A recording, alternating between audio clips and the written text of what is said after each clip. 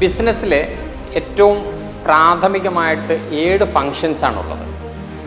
വളരെ ലളിതമായിട്ട് പറയുകയാണെങ്കിൽ 7 ഫങ്ഷൻസ്. ആ 7 ഫങ്ഷൻസ് ഏതെല്ലാമാണ് എന്നാണ് ഇന്ന് നോക്കുന്നത്. ബിസിനസ്സിൽ 7 ഫങ്ഷൻസിൽ പറയുകയാണെങ്കിൽ ഒന്നാമത് മാർക്കറ്റിംഗ് ആണ്.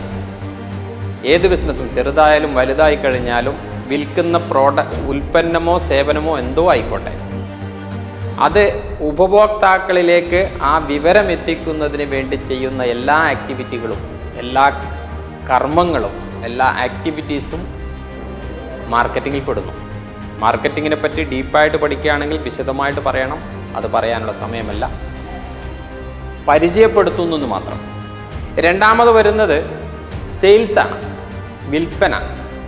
വിൽപ്പന എന്ന് പറയുമ്പോൾ മാർക്കറ്റിങ്ങിലൂടെ സേവനത്തെയോ വിൽക്കുന്ന സേവനത്തെയോ അല്ലെങ്കിൽ ഉൽപ്പന്നത്തെയോ ഉപഭോക്താക്കൾക്ക് പരിചയപ്പെടുത്തി കൊടുത്തു കഴിഞ്ഞാൽ തീർച്ചയായിട്ടും ഉപഭോക്താക്കൾ ഈ സാധനം വാങ്ങുവാൻ വേണ്ടിയിട്ടുള്ള ഒരു സാധ്യത കാണിക്കും. ആ സാധ്യത കാണിക്കുന്ന സമയത്ത് വിൽപ്പന നടത്തണം. വിൽപ്പന നടത്തിയാൽ മാത്രമേ കമ്പനിയിലേക്ക് റവന്യൂ വരികയുള്ളൂ. അതാണ് സെയിൽസ് എന്ന് പറയുന്നത്. സെയിൽസിനെ പറ്റി പറയുകയാണെങ്കിൽ ഡീറ്റെയിൽ ആയിട്ട് കുറേ പറയാനുണ്ട്, അതും പറയുന്നില്ല. മൂന്നാമത്തത് ഓപ്പറേഷൻസ് ആണ്.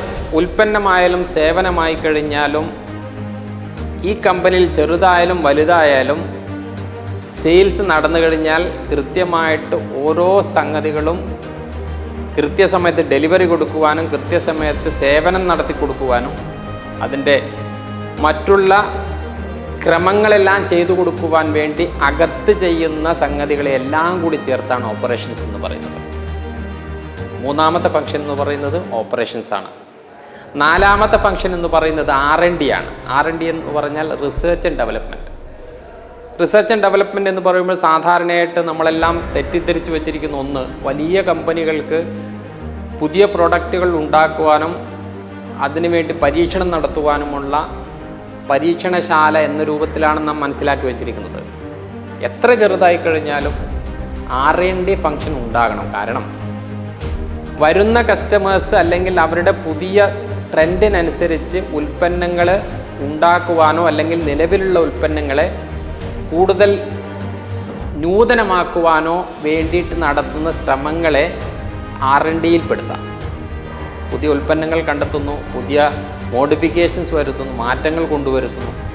ഏതിലായി കഴിഞ്ഞാൽ, പ്രോഡക്റ്റിലായാലും സർവീസിലായാലും അതിൻ്റെ മോഡ് ഓഫ് ഓപ്പറേഷൻസിലായി കഴിഞ്ഞാലും എങ്ങനെ ആയിക്കഴിഞ്ഞാലും അല്ലെങ്കിൽ അതിൻ്റെ ഡെവലപ്മെൻറ്റിലായി കഴിഞ്ഞാലും R&D, പുതിയ പ്രോഡക്റ്റുകൾ ഉണ്ടാക്കുന്നു, പുതിയ തരത്തിലുള്ള പാക്കേജുകൾ ഉണ്ടാക്കുന്നു, ഇതെല്ലാം R&Dയിൽ പെട്ടതാണ്.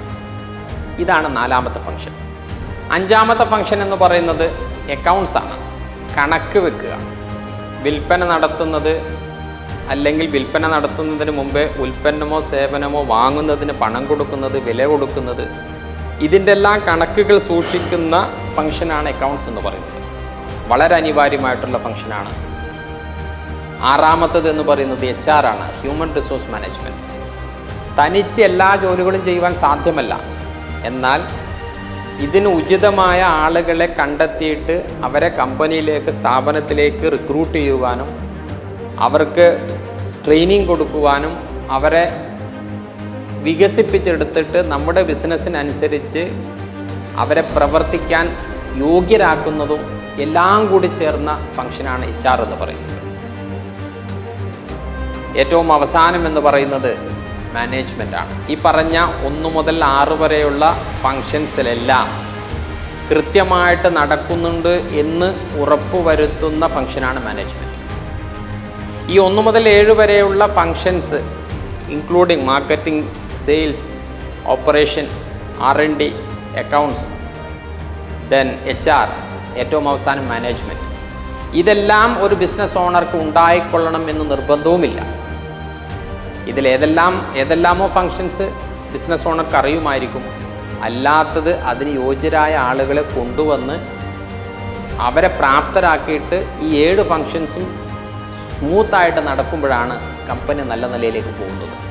പക്ഷേ ഒരു കാര്യം, ഈ 7 ഫങ്ഷൻസിനും പഠിക്കുവാനും അതിൻ്റെ കോമ്പിറ്റൻസി ഉണ്ട് എന്ന് തിരിച്ചറിയുവാനും ആവശ്യമായ തരത്തിലുള്ള അറിവ് സ്വയം സമ്പാദിക്കുവാനും ഇവിടെയുള്ളവർക്ക് കൊടുക്കുവാനും ബിസിനസ് ഓണർ സന്നദ്ധമാവുമ്പോൾ മാത്രമേ ബിസിനസ് എന്നുള്ള രൂപത്തിൽ അത് പ്രൊഫഷണലായിട്ട് മുന്നോട്ട് പോവുകയുള്ളൂ എന്നുള്ള കാര്യം മറക്കുവാൻ പാടില്ല.